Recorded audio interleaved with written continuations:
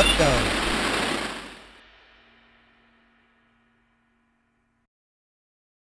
Hey everybody, welcome to the Masters Fantasy Show, brought to you by MastersFantasyFootballLeagues.com. As always, I'm joined by the Masters crew, Dynasty Owl, the Doc. What's up, guys? How you doing today?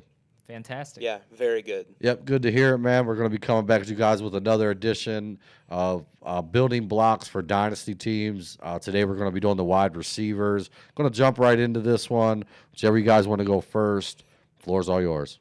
I'll go with this one. So my pick is Cooper Kupp, and I know that might sound strange because he's been around the block for a little bit. He wasn't necessarily young coming into the league, but he's going to be 28 going into this season, which might sound a little older for a building block. But I think the addition of Matthew Stafford is kind of all I need to sway me on this take. Even though he's 28, I see 5 solid years of great production. We've seen Cooper Kupp produce at a high level in the past too, which makes me feel a lot better. I think there was some uncertainty with Robert Woods' contract going forward too, his situation. So I see it as similar to kind of like the Edelman situation towards the end of Brady's tenure in New England, where he was getting older, he was a little more banged up, but Brady just looked for him a lot. They had that chemistry, and Edelman continued to put up solid numbers. I think you could see similar value in Cooper Kupp. I think Stafford's going to kind of put him over the top, and they've already been working together a lot in the offseason. And Kupp supposedly looks really good in these workouts too. Did you see that catch at OTAs today? I did, yes. I did too. I was just thinking about it. Yeah. I mean, so I'm really excited about Cooper Kupp's value, and I think he's a little younger than his age would dictate in terms of just mileage. So I like his prospects to, bring you a wide receiver one season, probably like 3 out of those 5 years. I feel pretty confident in that. With Stafford being his quarterback. And again, this is a guy that's going to be pretty cheap because there's uncertainty there. A lot of people like Robert Woods as well, and Cooper Kupp's had some ups and downs. So I think it's a good opportunity to go get him, but he's a guy that can be a consistent wide receiver for your team and, kind of get the ball rolling in the right direction, be a building block for your team. Yeah, I love it. I always talk highly of Cooper Kupp. I think he's a great value in PPR leagues across the board, especially with Matthew Stafford there. I think easily could have a couple more wide receiver one seasons in him. One of the things that I just keep noticing recently at these stats showing, most missed forced tackles. Mm-hmm. Yeah. Saying that right? I know what you're saying. He's forcing a lot of missed tackles. There it is. And he's like number one. And it's weird to me because he doesn't even look like a guy who would, but he does it and runs phenomenal routes. Got great hands too, so I don't know what's not to like. And those next gen stats, he moves pretty well too. Yeah. He gets up there. He's a good athlete. Yeah, for so sure. Awesome player. Yeah, good stuff. And I mean, I would have never thought of like Cooper Kupp as like guy that's hard to tackle. I would say that way. Yeah. Interesting, man. That was a nice stat. All right, I'm going to fire off mine here. I'm going with Chase Claypool, Pittsburgh Steelers. For me, he's the perfect building block for your dynasty team. I'm just going to go back kind of, I felt like his value, I was starting to see his value rise in trades with the uncertainty and Juju.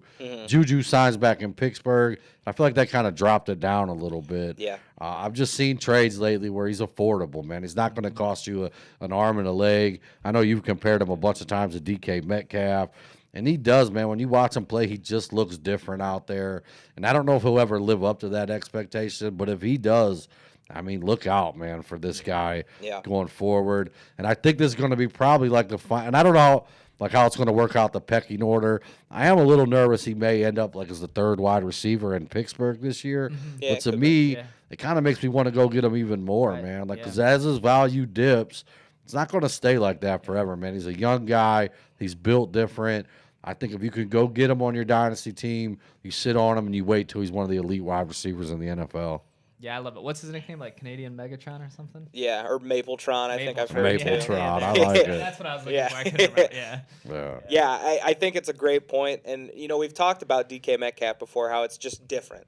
And I think for an opportunity at a guy like Chase Claypool, who is like 6'5", 240, and runs as fast as he does, I mean, he's like the perfect prototype. And if he puts it all together, I mean, there's no stopping him. I think the volume will probably be lacking a little bit this year, but the opportunity at what you could be getting is definitely worth the price right now. It's more than affordable for what he could be.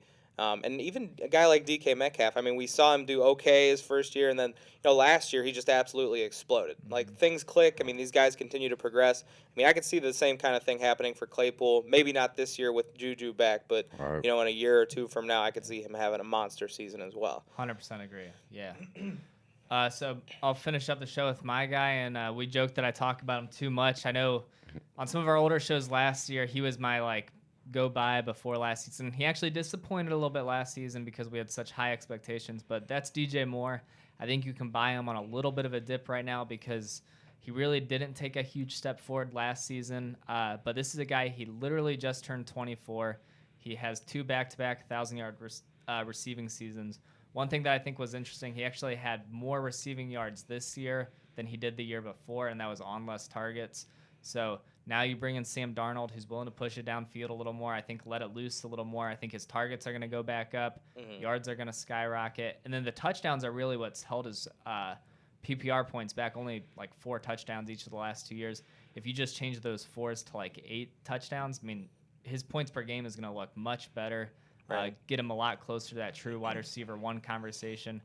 But yeah, the age is the main thing that draws me to him. Like I said, just 24, so easily 7 years of true production ahead. Coming out of college, I mean, we absolutely loved him. He's built like a running back, super athletic, continues to figure out the receiving position and running routes. So Ian Curtis Samuel's gone, so I think that. I know they added Terrace Marshall, but I think now the slot opens up a little bit more. Manufacture some short yardage touches for him, get those PPR points going, and let him do some work. So, yeah. I like it. Kind of reminds me of a Steve Smith type receiver. And I'm just, as you're talking, I was like, I just keep thinking there was a game last year. I don't know if you guys remember it. He was just about to score. He was at the goal line. Oh, that cost me some money that week. I don't know if you guys remember that. But I do think his touchdowns will go up. Right. I think that's a great turn point. That 4 into 8, and those points per game skyrocket. Yeah, Right, and not even that I think Sam Darnold's a huge upgrade at quarterback, but I think his style, like Alec kind of alluded to, is going to be huge because, Kyle Allen, Teddy Bridgewater aren't necessarily the most aggressive quarterbacks in the world, and DJ Moore still managed to produce at a pretty high level. So I think Darnold's going to be more willing to force it to DJ Moore, which is going to be a big positive for him. So I love it, absolutely. Yeah, and I'm waiting to see the McCaffrey effect on Darnold too, man.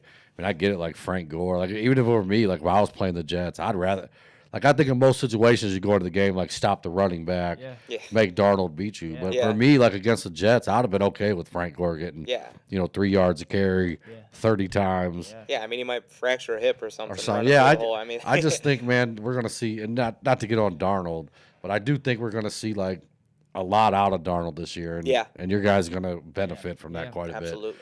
All right, guys, that's going to wrap up this edition. Thanks for watching. If you could, hit the like and subscribe button. Come be part of the Masters family. Look where our place play Dynasty football. We've got over 600 leagues. Never folded a single one. Any last words, guys? Thanks for listening. Yes, thank you.